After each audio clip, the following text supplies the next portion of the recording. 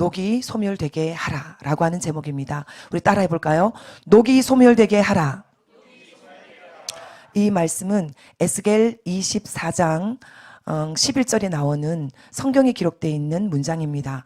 에스겔 24장은 이렇게 적혀져 있습니다. 우리 한 목소리로 읽을까요?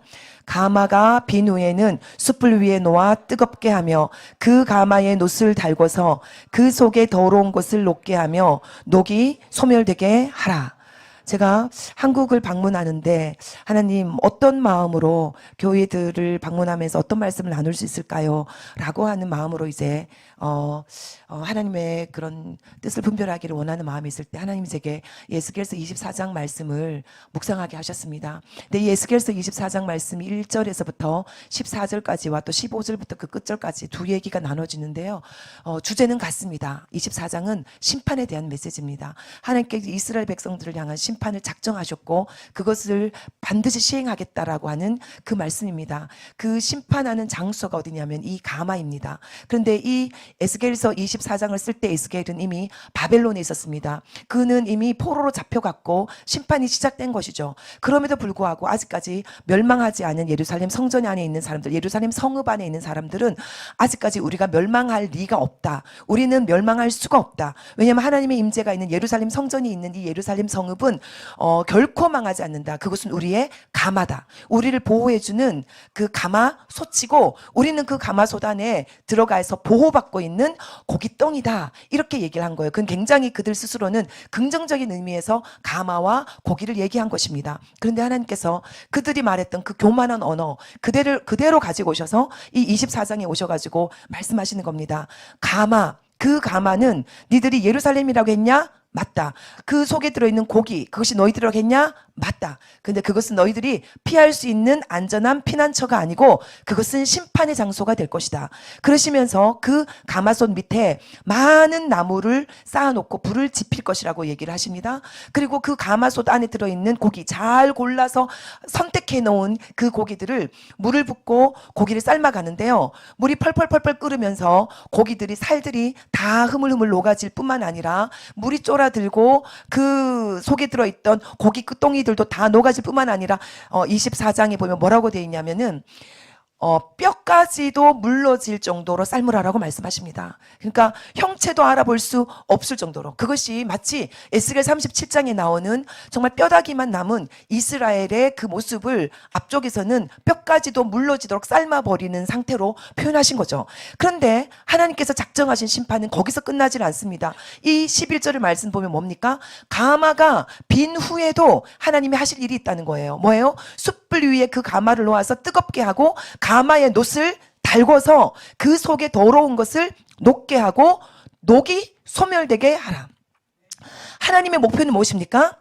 녹슨 가마에 녹을 소멸하는 데까지 가는 것입니다. 녹슨 가마에 들어있는 고기를 없애는 정도가 아니라 녹슨 가마에 붙어있는 그 녹을 내가 제거해야 되겠다라고 말씀하시는 겁니다. 그러면서 24장 13절 말씀 보면 이렇게 적혀져 있습니다. 같이 읽겠습니다. 시작. 너희 더러운 것들 중에 음란이 그 하나이니라. 내가 내게 향한 분노를 풀기 전에는 내 더러움이 다시 깨끗하여지지 아니하리라. 그러면서 그 녹슨 가마에 그 녹 중에 하나가 음란이라고 말하는데 이거는 실질적인 육체적인 음란이면서 동시에 영적인 음란이죠. 예루살렘 성전 안에서 하나님의 임재가 있는 그 법궤가 있는 성전에서조차도 그들은 우상 숭배를 섬겼던 것을 에스겔이 그 전에 이미 환상 가운데서 말을 했었습니다. 그래서 하나님이 그 음란을 제거할 것이라고 예고를 하면서 그들의 그 녹음이 얼마나 심한지 내가 너를 깨끗하게 하지만 깨끗해지지 아니한다.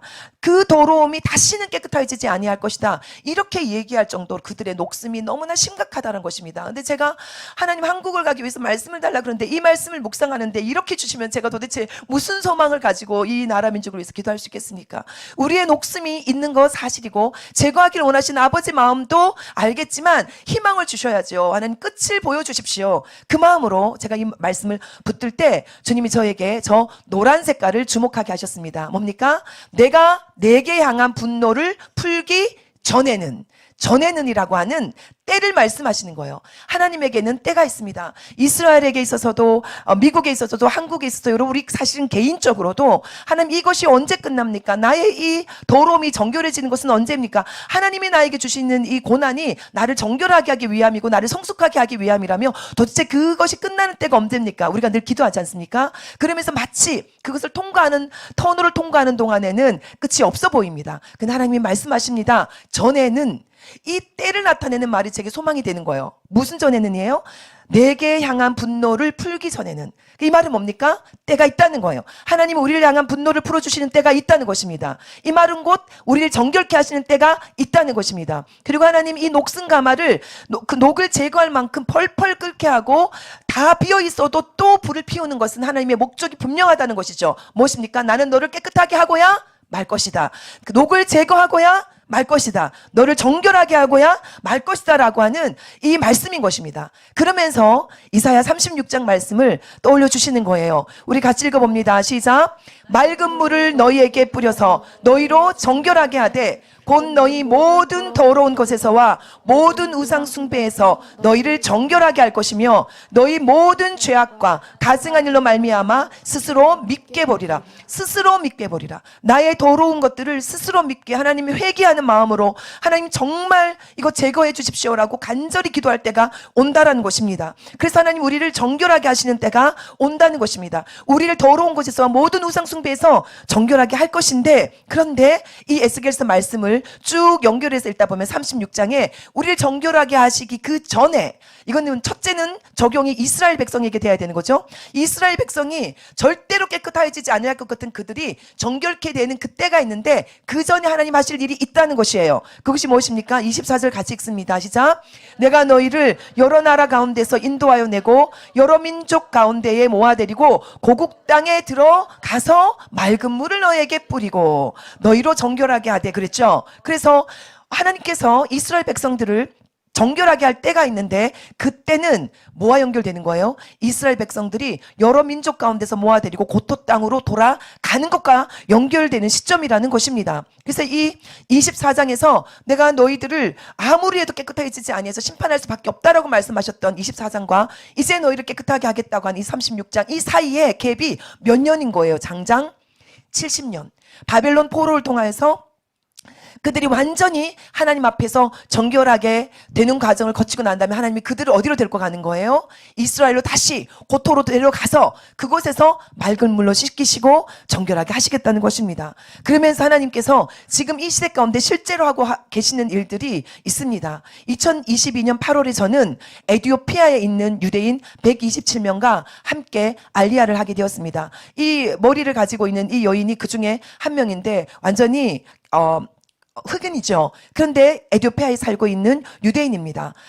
에티오피아에서 유대인이라고 사는 것은 그 혈통이 다르기 때문에도 고난이고요. 이 중에서 예수님을 믿는 사람들은 이중적인 고난을 받고 있기 때문에 격리되다시피 하는 고난 가운데 있는 사람들입니다. 근데 이들 가운데 하나님이 이제 예전에 모세 작전, 솔로몬 작전을 통하여서 이스라엘로 데려왔던 작전 이후에 그 20년, 30년 동안 다시 우리 가족들은 이미 돌아가 있는데 내가 돌아갈 때가 되었다라고 생각하면서 간절히 원하고 있던 사람들을 데려오는 작전을 그 2022년만 한 3,000명을 데려올 계획이었는데 그중에 127명이 타는 비행기를 함께 타고 이들과 함께 고토로 돌아가는 것을 경험하게 되었습니다. 그리고 작년 그 전쟁통에 프랑스에 있는 사람들을 알리하는 일에 동참하게 됐습니다. 저희 왕의 대로와 함께 저희 교회에 있는 성도님들과 함께 그리고 정말 한국 교회의 그 사랑과 함께 해서 106명의 사람들 프랑스에서 알리하기를 원하는 유대인들을 데리고 가는데요. 이게 2024년 7월입니다. 여러분 2024년 8월에 무슨 일이 있었습니까? 파리 올림픽이 있었죠. 그 정말 우리가 너무나 정말 그 가증하게 여겼던 그 개막식이 있었던 그 자유분방한 정말 하나님을 대적하는 것이 하늘을 찌를 만큼 자유분방한 그 프랑스에서 이제 곧 전 세계적인 축제가 일어날 올림픽을 앞두고 이 유대인들은 고토로 돌아가겠다고 하는데 그 고토로 돌아가야 될 그 땅은 어떤 땅입니까? 지금 미사일이 날아드는 전쟁통이죠. 그럼에도 불구하고 그들이 왜 그곳으로 돌아가기를 원할까요? 그곳에 프랑스에 남아있는 것이 전쟁통으로 들어가는 것보다 더 위험하기 때문입니다. 왜 그런 일이 벌어졌냐면 2023년 10월 7일에 하마스가 이스라엘을 공격하면서 정말 너무나 엄청난 학살극을 벌였던 일들이 있잖아요.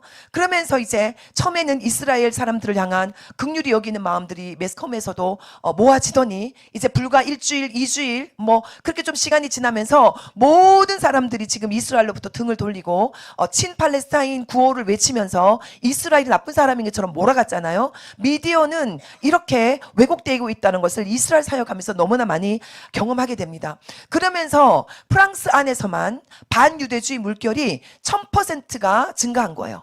그래서 이 사람들이 자녀를 학교로 데려다 주다가 학교 등교하는 그곳에서 자녀가 살해되는, 어린 자녀가 살해되는, 이런 해당에 장난을 치거나 무덤에 이상한 글자를 그려놓거나 이런 것들은 그냥 가벼운 일이고, 사람이 실제로 죽어나가는 일들이 한두 건이 아니기 시작을 하니까, 테러들이 일어나기 시작하니까 이 사람들이 더 이상은 프랑스에 살 수가 없다. 그래서 고토로 돌아가는 일들이 벌어졌던 것입니다.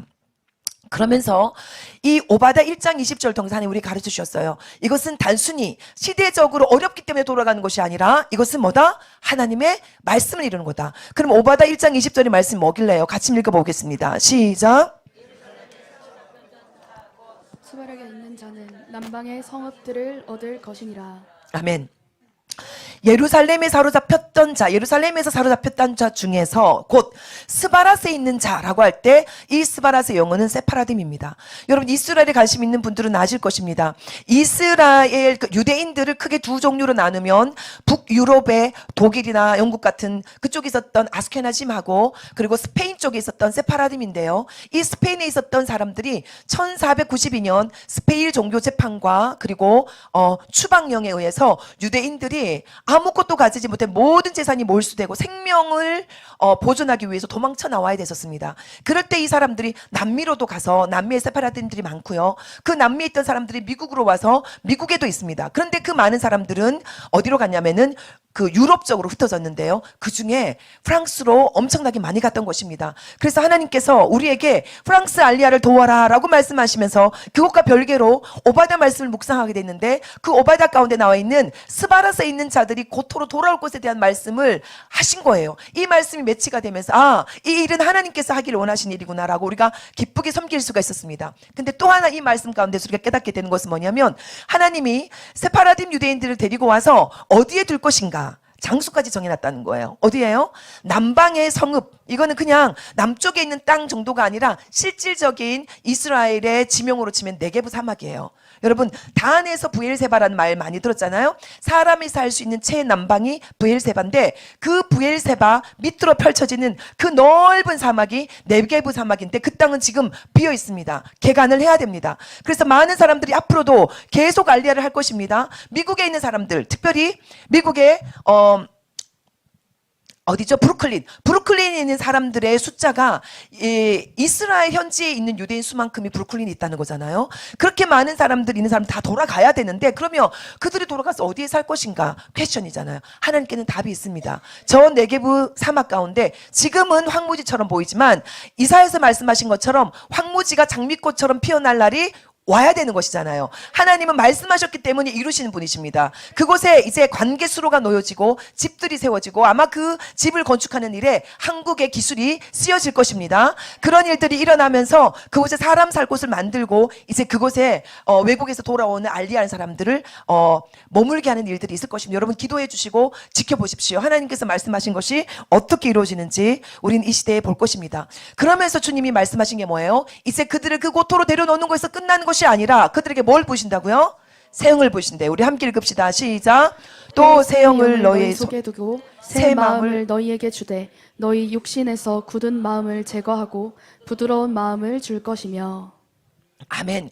여러분들 우리 이스라엘 위해서 기도할 때 정말 단순히 아마 이 중에서는 그 알리야 헌금을 하신 분도 계실 것이고 그들이 고토에 돌아가서 가정교회를 통해서 복음을 접할 것을 위해서 중보기도 헌금하신 분도 계실 거거든요. 근데 결국은 그들이 돌아가서 이루시길 원하시는 것은 그들에게 예수 그리스도를 메시아로 만나는 사건이잖아요. 그러기 위해서는 예수의 영인 성령께서 그들과 함께 하셔야 됩니다. 그런데 그 성령을 누가 보내주십니까? 우리의 물질로 하는 것이 아닙니다. 우리의 기도로 하나님을 움직여서 하나님이 직접 영을 부으셔야 됩니다. 새 마음을 부으셔야 됩니다. 그래서 이스라엘 위해서 중보하고 헌금을 하실 때마다 이렇게 기도하십시오. 하나님 순종함으로 헌금합니다. 순종함으로 저들을 고토에 돌려보냈습니다. 이제는 주님이 하셔야 됩니다. 하나님 우리는 돌려보냈습니다. 약속하신 대로 새 영을 부으시고 새 마음을 부어 주님을 믿고 구원받게 하여 주시옵소서. 아멘. 그러면서 이렇게 이스라엘을 우리가 묵상하면서 이 시대적인 것들을 같이 보면서 하나님이 저에게 우리에게 너무 유명한 말씀 뭐예요? 한 손에는 성경을 한 손에는 신문을 들고 있었던 그리스도인들은 성경을 통해서 하나님의 마음을 헤아려야 되고 또 신문을 통하여서 이 시대 가운데 이 말씀이 어떻게 이루어져야 되는지 우리가 기도할 수 있어야 된다는 것이죠. 그러면서 첫 번째 한 손에는 성경을 잃어가는 내용을 위해서 제가 가지고 온 이 책에 있는 내용을 잠깐 설명드리고 싶습니다. 사실은 저는 이 책을 통하여서 하나님이 이 시대에 하실 일이 있다라는 생각을 하게 됩니다. 제가 스스로 지어놓고 이런 말을 하는 것이 정말 쑥스러운 내용이었지만 제가 이제는 쑥스러워하지 않기로 했습니다. 왜냐하면 제가 이민교회의 사모로서 신학 공부를 해야 될 때 내가 이거 선택을 잘하는 것인가 아닌 것인가 되게 고민했었습니다.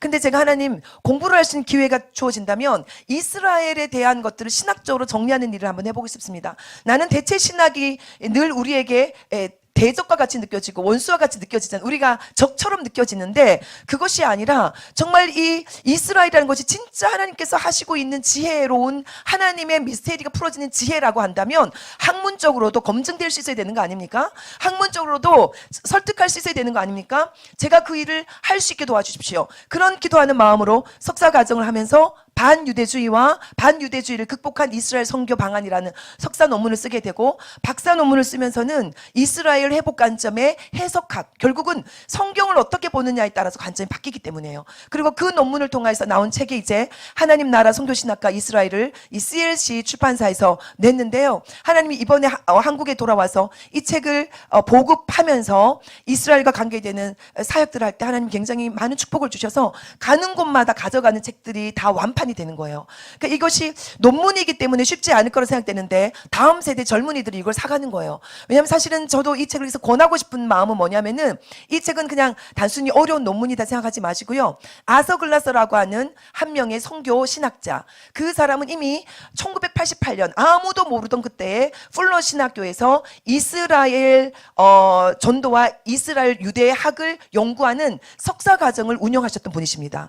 그때만 해도 아무도 그 의미가 뭔지를 몰랐는데 시간이 지나면서 요즘과 같이 이스라엘 사역에 대한 것들이 불일 듯이 일어나면서 하나님 다시 재조명하시는데 그 재조명하는 역할을 저에게 맡겨주셨습니다. 제가 너무나 감사드리고 이분이 남겨놓으신 유명한 책 한 권이 있는데 성경에 나타난 하나님의 선교라고 하는, 이거는 뭐냐면 성경 창세기에서부터 요한계시록까지 있는 전체 성경의 내용은 결국은 하나님의 선교, 하나님의 구원을 이야기하고 있다라는 것입니다. 그것을 제가 가지고 와서 이분이 말하고 있어 했던 그 선교 안에는 이스라엘 회복 관점이 있는 선교를 얘기했다라는 것을 제가 증명해내는 그 작업을 한 것이 이 책입니다. 그래서 제가 혹시나 여러분들 오늘 제가 갑자기 잡힌 거라서 못 가져왔는데요. 여러분들 이거는 지금 제가 전자책으로도 어제부터 전자책으로도 읽을 수 있게 되어 있습니다. 서점에 이거 주문하시면 사실 수 있으신데요.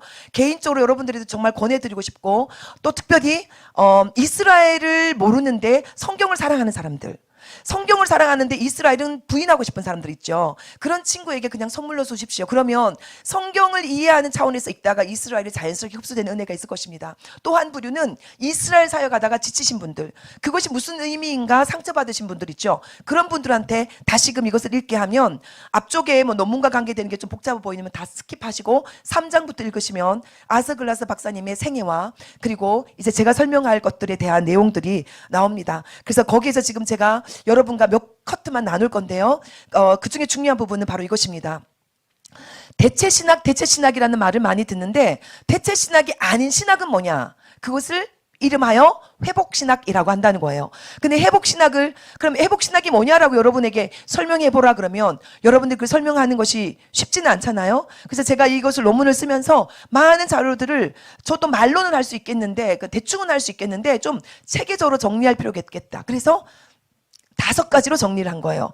여러분 오른손을 펴보시겠습니까? 오른손 5가지 손가락을 가지고 한번 해보겠습니다. 첫 번째부터 이스라엘과 하나님, 이스라엘과 언약, 이스라엘과 교회, 이스라엘과 구원, 이스라엘과 미래, 요 5가지 요소를 가지고 회복신학 관점을 잠깐 짧게 설명하겠습니다. 이스라엘과 하나님, 하나님은 이스라엘을 버리셨느냐? 아니다. 하나님 이스라엘과 이혼했느냐? 아니다. 이스라엘을 향한 하나님의 은사와 부르심에는 후회하심이 없다. 너무나 쉬운 말씀이잖아요. 두 번째는 이스라엘과 언약. 그럼 하나님이 이스라엘을 향해서 맺으신 언약, 마태복음 창세기 12장에서 아브라함께 맺으신 그 언약이 끝났는가? 모세와 맺으신 그 언약이, 모압 광야에서 맺으신 그 언약이, 다윗과 맺으신 그 언약이, 너의 후손으로 인하여서 왕이 끊어지지 않겠다고 하셨던 그 언약이 끝났는가? 아니라는 것이죠. 언제까지? 지금도. 저들 중에서 예수 그리스도를 믿는 사람들이 1%, 2% 미만인 이런 상황에서도 하나님은 그들을 향한 언약을 잊지 않고 계시다. 새 언약, 예레미야 33장에 나오는 그 새 언약도 결국은 누구를 향한 것이라는 것입니까? 그들과 맺으신 언약에 우리 이방인들을 끼워주신 거죠. 그래서 그 새 언약도 이제 성취될 날이 오는데 그것이 뭡니까? 새 신과 새 영을 부으시겠다는 거잖아요. 그래서 이 언약은 끝나지 않았고 성취될 것이다. 세 번째는 뭡니까? 이스라엘과 교회. 대체신학에서 가장 많은 분들이 빠진 함정이 이것입니다. 하나님께서 이스라엘과 맺어왔던 모든 언약과 그 관계들이 이 신약시대에 와서는 이스라엘과의 모든 것들이 다 누구에게로 넘어왔다? 교회로 넘어와서 이스라엘은 없어졌다라고 하는 것이 대체신학의 가장 기본적인 설명입니다. 근데 그것이 아니라 뭐예요?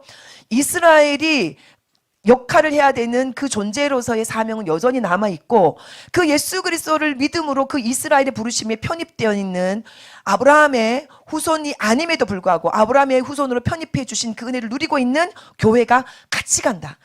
한 개로 합쳐진 것이 아니라 같이 간다. 예수 그리스도를 통해서 성취가 되었지만 그 성취되었기 때문에 구약이 무시되거나 이스라엘이 끝난 것이 아니라 이 구약에 나와 있던 이스라엘의 데스니가 아직까지 이어지고 있으면서 동시에 교회, 이때 교회는 누구냐면 믿는 유대인과 믿는 이방인이 한 세 사람을 이룬 그 교회를 말합니다. 그 운명은 같이 간다라고 하는 거, 이걸 정립을 해야 되는 것입니다. 네 번째는 따라합니다. 이스라엘과 구원. 구원은 예수 그리스도로부터 나오는 거죠. 그리고 구원은 이 이스라엘부터 나오는 것입니다. 하나님께서 유대인인 예수 그리스도, 셀베이션이라는 뜻을 가지고 있는 예슈아, 그분을 통하여서 우리를 구원해 주셨는데요. 이방인인 우리로서는 인식해야 됩니다. 무엇을? 우리가 예수님을 믿음으로 구원받는 건 맞지만 그 예수님이 결국 누구 혈통이었다? 이스라엘 혈통이었다. 그래서 우리의 구원도 이스라엘과 별개가 아니라는 걸 알아야 되고, 동시에 우리가 너무나 사랑하는 이스라엘 사람들이지만 그 사람들이 만일에 우리는 모세 언약이 있기 때문에, 그 율법이 있기 때문에 우리는 예수님이 없어도 따로 구원받을 수 있는 길이 있어, 이렇게 말하는 신학이 있습니다. 실제로 두 언약 신학이라고. 그럴 경우에 그것에 대해서 우리는 예습니까 노입니까? 그거는 놓은 거죠. 우리가 아무리 당신들을 사랑하지만 구원받을 수 있는 길은 오직 하나밖에 없고, 이제 지금 주님을 믿고 있지 않지만 너희들도 로마서에서 약속된 대로 온 이스라엘이 구원을 받는 때가 올 것이다 라는 것을 믿고 우리는 기도하는 거죠. 마지막으로 미래. 이것이 많은 학자들이 구원까지는 인정해요. 그래, 성경에 기록되어 있으니까, 바울이 얘기했으니까 언젠가는 그들도 구원받을 날이 있겠지 인정하는데, 그들의 미래에 그들이 감당해야 될 역할이 있다는 것을 모르는 사람들이 너무나 많습니다. 이거는 요한계시록적인 사건이죠. 요한계시록에 나와 있는 그 12진주문에 기록되어 있는, 그죠? 하나님께서 새하늘과 새 땅에 적어놓은 그 12지파 이름들 있잖아요. 그것은 하나님이 세상 끝날까지, 영원한 천국에서까지도 이스라엘과의 관계를 끊지 않겠다는 거죠. 그렇기 때문에 우리는 이걸 믿어야 되는 것입니다. 우리 눈에는 지금 아직 미래에 있는 일이기 때문에 실제로 일어나지 않은 일이라서 그것이 어떻게 이루어질지를 잘 모르지만, 마치 초림의 사건이 아무도 알지 못했던 방식으로 말씀 문자 그대로 성취된 것처럼, 그죠? 베들레헴 에브라다야, 너는 작지만 결코 작지 않아. 너에게서 누가 나온다? 메시아가 날 거라고 얘기를 하셨던 말씀이, 성경신학자들은, 구약을 꿰고 있던 성경신학자들은 다윗의 별을 보고도, 그 별을, 베들레헴에 뜬 별을 보고도 그 말씀을 알고 있으면서도 연결을 못 시켰죠. 그러나 실제로 하나님은 그곳에서 예수 그리스도가 태어나게 하심으로 말씀을 성취하셨다는 거예요. 문자 그대로 그것처럼 예수 그리스도가 다시 오시는 때에도 지금까지 이루어지지 않았던 이스라엘과 관계되는 그 내용들, 요한계시록 적혀있던 내용들이 문자 그대로 이루어지는 것을 보고 우리는 아하, 그 말이 진짜 그 말이었구나라고 인정할 일이 온다라는 것을 우리가 믿어야 되는 것입니다. 그래서 그것이 이스라엘 회복 관점에서 굉장히 중요한 다섯 번째 이스라엘과 미래에 대한 이야기였습니다. 이것은 이스라엘 성경을 나누는 세 구분과도 연결되는데요. 여러분 따라해봅니다. 보편적 역사. 이건 아브라함이 시작되기 전에 이스라엘 민족이라는 것이 없을 때 역사를 말한 거예요. 모든 인류를 구원하기를 원하신 역사. 두 번째 따라합니다. 특수한 역사. 그리고 세 번째 보편적 새 역사. 예, 여기서 보편적 역사에서는 얘기했던 초록 색깔 보십시오. 바벨탑까지 창세기 11장까지가 보편적 역사라면 특수한 역사는 창세기 12장부터 저기 뒤에까지 어딥니까? 사도행전 2장이 되기 직전, 성령이 오기 전, 오순절 오기 전까지, 사도행전 1장까지예요. 그러니까 이 내용은 중요한 것은 왜 특수한이라는 말을 붙였냐? 특수한 민족, 누구? 이스라엘을 중심으로 풀어가는 역사라는 거예요. 시작점은 아브라함이었고, 아브라함의 아들들이고 12지파고, 그리고 난 다음에 나중에 그러니까 모세가 나타나고 요소가 나타나고 사사기 들어가고 왕들의 이야기가 펼쳐지고 선지자들의 이야기가 펼쳐지고 나중에는 세례요한이 오고 예수 그리스도가 이스라엘 사람으로 왔다가 결국은 그 제자들을 세우고 가신 그것까지가 특수한 역사인 거예요. 근데 이 내용의 이 범위를 보십시오. 거의 5분의 4 정도 돼 보이는 저 넓은 범위를 이스라엘을 이해하지 않고는 성경은 이해할 수 없다라는 것을 우리가 인식해야 된다는 것입니다. 마지막으로 보편적 새 역사는 앞에 있는 보편적 역사와 다르게 새 역사라는 말을 붙인 이유는 뭐냐면 이제 오순절 성령으로부터 시작된 이것이 이스라엘에게만 국한된 것이 아니라 또다시 열방 가운데 있는 모든 사람들, 우리에게까지도 구원의 은총이 확대가 되기 때문에 보편적 역사인데 거기에 새라는 말을 붙인 이유는 뭐냐면 앞에 있는 보편적 역사에는 이스라엘 코드가 없었고 이제 뒤에 있는 보편적 역사에는 이스라엘을 빼면 안 된다. 그래서 우리가 살아가고 있는 시점은 바로 이 보편적 새 역사로 볼 수 있는 마지막인데요. 여기는 바로 누굽니까? 사도 바울이 이 부분을 로마서 9장, 10장, 11장에서 정리했었죠. 그러면서 뭐라고 그랬습니까? 이 사람은 고민을 한 거예요. 내가 유대인이면서 예수님을 믿어버렸어. 이 두 가지가 같이 갈 수 없을 것 같다고 생각했던 이 두 가지가 같이 만나버린 것을 가지고 이것이 무슨 뜻일까를 고민했을 때 아하, 우리 민족에게 주셨던 그 특수한 역사가 예수님이 오므로 끝나는 게 아니라 예수님 믿음으로 끝나는 것이 아니라 결국은 창세기 12장에서 하셨던 열방의 복이 될 것이다. 너를 축복하는 자는 축복하고 너를 저주하는 자는 저주할 것이라 했던 12장 3절에 하셨던 그 아브라함에게 주셨던 언약이 지금도 열방 가운데로 적용되고 있는 것이구나. 그것을 깨닫게 되면서 이방인들을 향한 복음을 증거할 수 있는 사역이 되었던 것입니다. 그래서 이 마지막 보편적 새 역사의 중요한 것은 한 세 사람의 사역이라는 것입니다. 자, 이제 제가 아까 뭐라 했습니까? 한 손에는 성경을, 한 손에는 신문을 그랬죠. 그래서 이제 이스라엘 회복 관점에 성경을 볼 수 있는 사람들은 이제 그 눈으로 우리 시대를 분별할 수 있는 눈들을 하나님이 주십니다. 그것을 먼저 이스라엘부터 살펴보겠습니다. 여러분 따라해 봅시다. 이스라엘의 녹이 소멸되게 하라. 이스라엘의 녹이 소멸되게 하라. 지난 전쟁이 일어나고 491일 차일 때 5차 인질 석방이 이루어졌습니다. 엘리, 오하드 그리고 오르라고 하는 세 명이 풀려났는데 풀려난 것은 고마웠음에도 불구하고 많은 사람들이 경악을 했습니다. 왜 그렇습니까?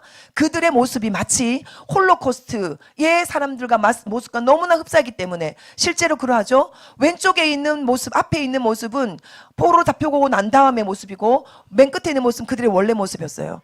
이들이 470일 동안 햇볕을 보지 못했답니다. 지하에 갇혀 있었답니다. 걷는 것도 제대로 못해서 나오기 전에 운동을 연습을 하고 나와야 됐다 했습니다. 위에 있는 사람은 노바 파티에 도착한 지 7분 만에 아내가 공격을 받고 아내는 살해되었고 그리고 3살 난 아들을 두고 붙잡혀 갔다가 돌아와서 아들을 만났습니다. 이 두 번째 있는 사람은 또 더 기가 막힙니다. 자기가 잡혀가면서 두 딸과 아내를 남겨놓고 갔는데 내가 참고 기다렸다가 이제 석방이 되고 나면 이들을 만날 수 있을 거라고 생각했는데 와보니까 어떻게 됐어요? 내가 잡혀가던 그날 우리 집에 있던 3명의 귀한 공주님들이 2딸과 아내 이 자들이 다 죽어졌다라는 것을 알게 되고 정말 살아도 사는 것 같지 아니한 고통 가운데 빠져있죠. 맨 밑에 있는 사람은 정말 집에서 너무나 편안하게 속옷 차림으로 있다가 날벼락을 맞고 잡혀가고 아내도 잡혀갔다가 돌아와서는 암투병을 합니다. 그러면서 이렇게 고통을 받는 이스라엘이었음에도 불구하고 전 세계는 반유대주의 물결로 갔죠. 그러면서 어떻게 했습니까? ICC, 그죠? 국제형사재판소에서 어떤 것을 결정 내렸습니까? 이스라엘의 네타냐후 총리와 갈란트 국방부 장관은 전범이다. 전쟁 범죄자다. 그래서 저들은 체포할 수 있다. 이렇게 해서 ICC 회원국에 이들이 도달하면 체포할 수 있도록 법을 통과했죠. 그때 표결을 해가지고 다수가 통과를 시켜버린 것입니다. 그런데 하나님이 미국에 트럼프를 일으키셔서 그 ICC를 제재했습니다. 그것은 정당한 것이 아니다라고 하는 일을 하게 했습니다. 또한 인질을 더 이상 풀어주지 않겠다라고 하는 말을 며칠 전에 했었습니다. 하마스가 한 일주일 전에 했었습니다. 그럴 때 트럼프가 이렇게 말했습니다. 토요일 정오까지 인질 석방하지 않으면 지역문이 열릴 것이다. 그렇게 선포를 하고 그 얘기 도대체 진짜 이 사람들이 이 말이 먹힐까 싶었는데 감사하게 지난 토요일 날이었습니다. 그렇죠? 이스라엘, 팔레스타인, 이스라엘 인질 3명이 적집사에 인계가 되었고 팔레스타인 수감자는 369명이 석방될 예정입니다. 여러분 이거 숫자의 차이는 아시죠? 인질 한 사람당 해당되는 것이 여자는 50명, 남자는 30명 이런 그 숫자가 있습니다. 그렇죠? 거기에 따라서 이 이스라엘은 엄청난 딜레마입니다. 풀어줘도 고민인 것은 뭐냐면 풀어주긴 해야 되는데 우리는 3명을 받고 저 사람들은 이 지금 300명이 넘는 사람들을 풀어줘야 되는 게 약속이라면 해줘야 되는데 문제는 뭐냐면 이 풀려나는 사람들이 다 뭐예요? 또다시 테러를 일으킬 사람들이기 때문에 정말 진퇴양난하는 가운데 있습니다. 이런 이스라엘을 그래도 미국 대통령이 올라와서 지금 돕는 일들을 하고 계신 하나님께 감사드리고 이제는 두 번째 미국의 녹을 소멸하는 방향으로 가기 위해서 하나님께서 이제 아메리카 is back 이제 이 트럼프를 통하여서 하나님이 원래 원했던 이 미국을 되돌려 놓기 시작하셨습니다. 우리 취임식에 있었던 이 말 기억나시죠? 함께 읽어보겠습니다. 시작. 오늘부터 성은 오직 남성과 여성 2가지만 있습니다. 당연한 이 말인데 선언하고 전 세계가 그리스도인들이 기뻐해야 되는 그 정도로 험악한 시대, 녹슨 가막 가운데 우리가 살고 있다는 것입니다. 이 사람에 대해서 여러분들 보셨지요? 미국 하원에서 여성 스포츠 공정성 보호 법안을 통과되면서 여기 밑에 있는 그림에 나와 있는 이 사람은 같은 사람입니다. 왼쪽에 여성 수영복 입고 있는 이 사람은 원래 남성입니다. 성기 수술을 하지 않았습니다. 그럼에도 불구하고 여성이라고 성전환자라고 얘기를 하면서 자기가 여성 수영 선수로 뛰었습니다. 남성으로 있을 때 462등 하는 사람이 여성으로 바꾸고 난 다음에는 여성 선수로 뛰고 난 다음은 줄곧 1위를 기록하는 일들이 있었는데 이제 미국에서는 그 일들은 사라지게 되었습니다. 이 소식도 여러분 들으셨죠? 캐나다에 있는 청년이 나는 100% 남자지만 법적으로는 여자다. 왜? 자동차 보험료를 절약하기 위해서 서류상으로 남자에서 여자로 성을 바꿨더니 그 결과 1100 캐나다 달러, 우리나라 돈으로 90만 원을 아낄 수 있었다. 그래서 나는 승리했다. 여러분 우리 정말 제가 애써 기도운동본부에 늘 감사하는 것 중에 가장 중요한 부분은 우리 대한민국의 차별금지법을 막아내고 있는 보루가 되고 있잖아요. 그런데 우리 이 차별금지법을 막아내야 되는 이유가 여기 있습니다. 단순히 법을 막아낸다는 게 중요한 것이 아니라 우리 아이들의 사고를 바꾸는 거예요. 법이 바뀌면 아이들이 사고가 바뀌어버리는 거예요. 이 캐나다에 있는 청년이 왜 이럴 수 있었냐면요. 캐나다는 어떤 법이 있냐면 내 성전환을 위해서 콜트에 가서 재판관의 재판을 받아야 될 필요가 없어요. 동사무소 가서 신고하면 되는 거예요. 그렇게 쉽게 바뀔 수 있기 때문에 그냥 보험료 얼마를 벌기 위해서 이런 일을 하는 일들이 벌어졌다는 것입니다. 더 기가 막힌 일들이 최근에 미국에서 있었습니다. 중간에 있는 2 남자가 윌리엄과 제커리 줄룩이라는 부부인데요. 이 사람들이 3살 된 남자아이, 5살 된 남자아이를 입양을 했습니다. 여자아이를 아니고 남자아이를 입양해서 뭐 잘 키울 수 있으면 좋았겠지만 잘 키울 수 있는 가능성은 물론 적겠지만 이 사람들은 더 악한 사람이었습니다. 데리고 온 처음부터 아이들을 성놀이개로 삼았습니다. 3살, 5살 아이들을. 그리고 포르노를 만들었습니다. 정말 그 악한 행동들을 촬영해서 만들고는 다른 사람들한테 그걸 또 퍼뜨렸습니다. 소아성애자들에게 공유하면서 돈까지 벌었습니다. 이것이 당장 9년 동안 이어져서 이 아이들이 3살, 5살이던 아이들이 이제 10살, 12살이 되었습니다. 9년 동안에 이어졌기 때문에 꼬리가 길어서 결국은 잡혔습니다. 그래서 미국의 법정에서 어떻게 판결을 내렸냐면 따라합니다. 가석방 없는 징역 100년. 속이 시원하시죠? 이런 데서는 정말 이렇게 정말 무거운 심판을 해야 됩니다. 여러분, 이 케이스는요, 걸렸으니 다행이죠. 이런 케이스가 한두 가정일까요?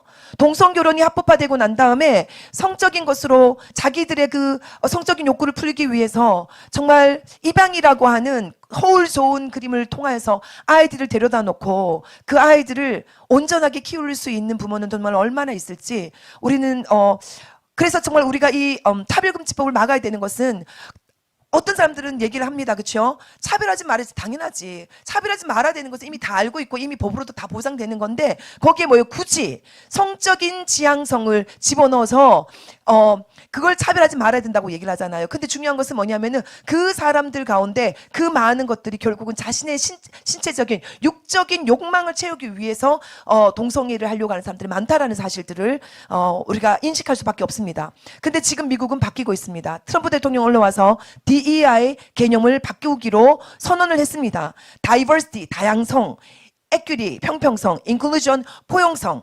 모든 사람을 포용해야 되고 다양성을 인정해야 되고 형평성을 인정해야 된다는 거예요. 근데 이것이 최근에 일어났던 캘리포니아 산불로 인해 가지고 엄청나게 큰 이슈가 됐습니다. 캘리포니아의 산불을 책임져야 되는 시장이 여성 시장이고요. 중간에 있는 이 LAFD는 그 소방서의 국장이죠. 이 사람은 지금 여자로 보입니까? 남자로 보입니까? 예, 여잔데 남자인 것처럼 꾸미고 있는 자신을 성전환자라고 말하는 사람이고, 오른쪽에 있는 이 여성은 워럴 앤 파워, 그러니까 수자력 담당을 하고 있는 사람입니다.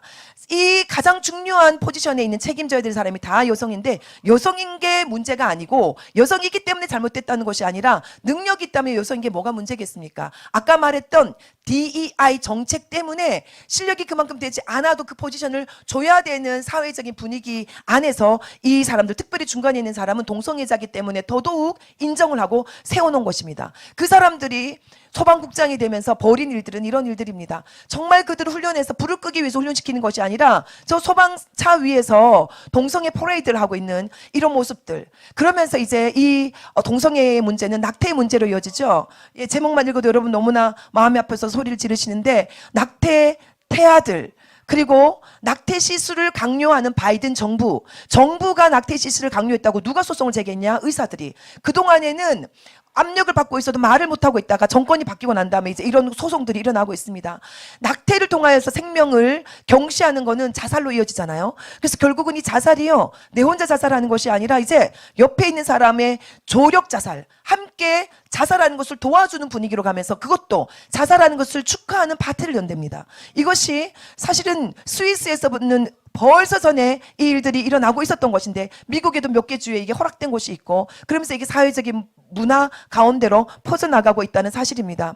자, 그런데 하나님이 트럼프 대통령을 일으키셔서 이제 미국을 기독교적 가치로 통합할 것을 선언하셨습니다. 우리가 지금까지 봤던 동성애, 낙태, 이런 문제의 근간 안에 뭐가 있냐면 사실은 진화론 있지 않습니까? 진화론의 반대는 창조론이라기보다는 진화론의 반대는 성경입니다. 이것이 창조론자들이 말하는 굉장히 중요한 원리입니다. 창세기 1장 1절 외워봅시다. 시작. 태초에 하나님이 천지를 창조하시니라.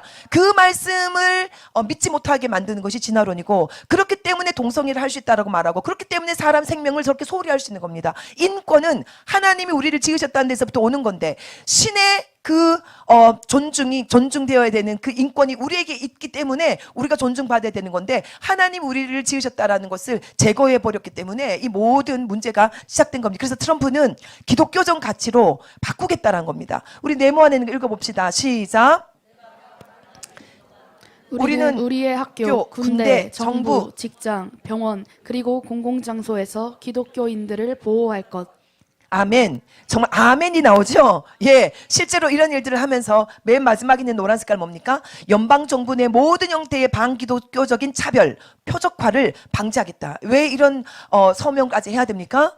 우리 미국에 이 일이 있었기 때문에, 기독교를 타겟을 하고 표적화해서 차별하는 일들이 있었기 때문에 그것을 근절하겠다는 거예요. 그러면서 트럼프가 백악관 내에 신앙사무소를 신설해서 수석 고문으로 목사님을 세우고 함께 기도하는 모습. 이것이 또한 우리 또 이 백악관 밖에서는 또 이 조나단 칸 목사님이죠. 통해서 20개국 이상의 사람들이 모여서 낙태의 죄, 성적인 죄, 교회의 타락, 박해받는 기독교인들을 위해서 기도하는 열방 기도의 모임들이 생겨나면서 지금 미국은 살아나고 있습니다. 그런데 이제 트럼프가 캐비넷들을 정리하면서 마지막으로 정리해야 될 중요한 사안이 있죠. 미국의 녹을 제거해야 되는 거. 그게 뭡니까?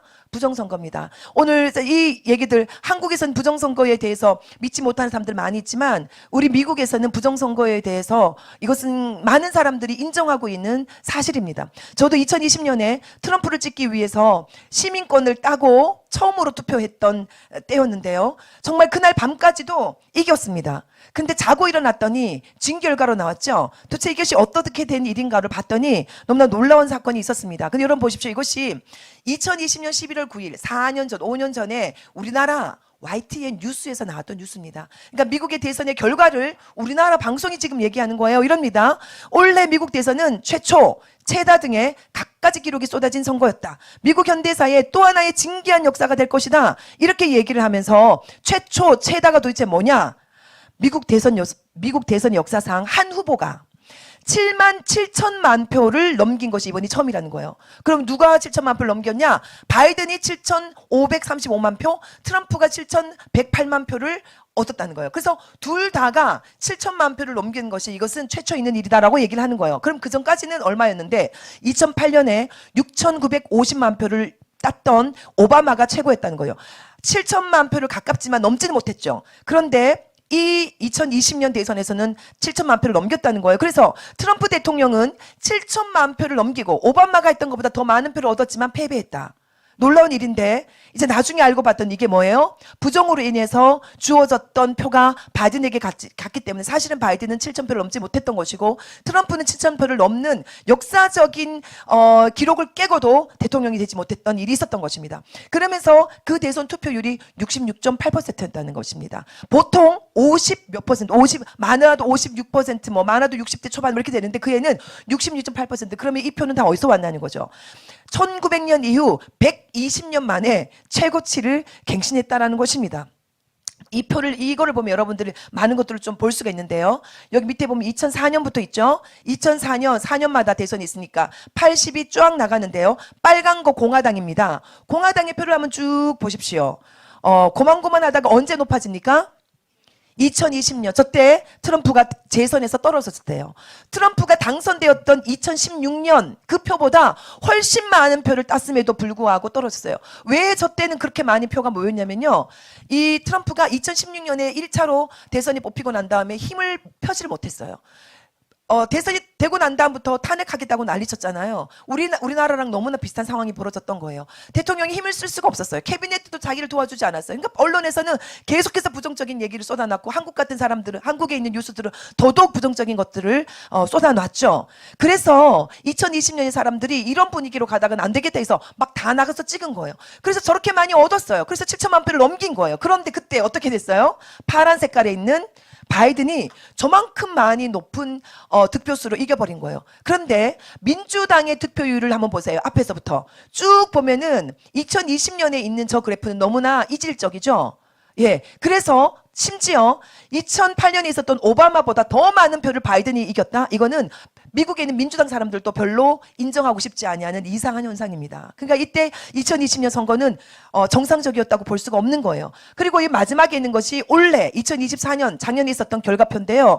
트럼프는 거의 비슷하게 얻었죠. 그런데 바이든은 그보다 적게 얻어서 이겼는데 트럼프가 이겼는데 제가 볼 때는 올해도 역시 부정을 하려고 했었습니다. 시도를 했었습니다. 그러나 too big, too rich 너무나 많이